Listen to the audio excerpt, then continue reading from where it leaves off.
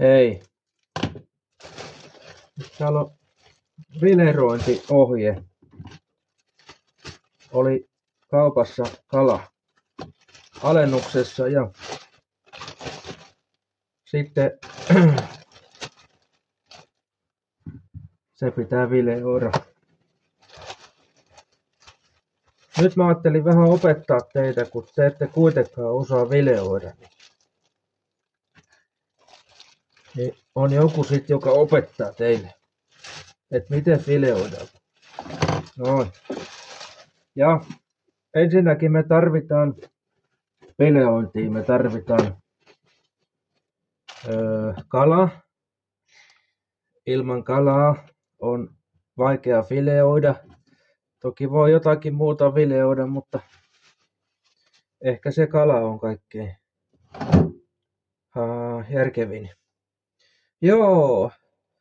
Sitten sanotaan kalalle terve. Ja milläs me vileoidaan? No tämmöisellä. Terävä veitsi, tämmönen näin. Joo. Voi terottaa vaikka tämmöisellä ulkoa löytyvällä kivellä tälleen.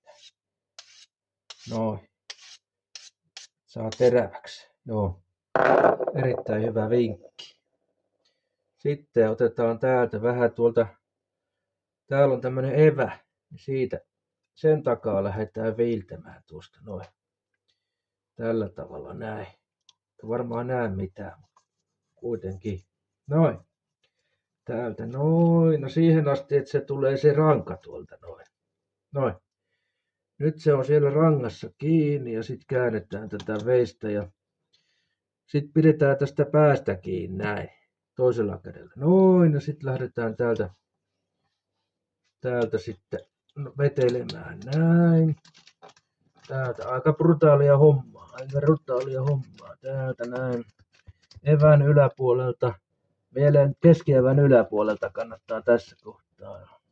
Tää surauttaa niin sanotusti.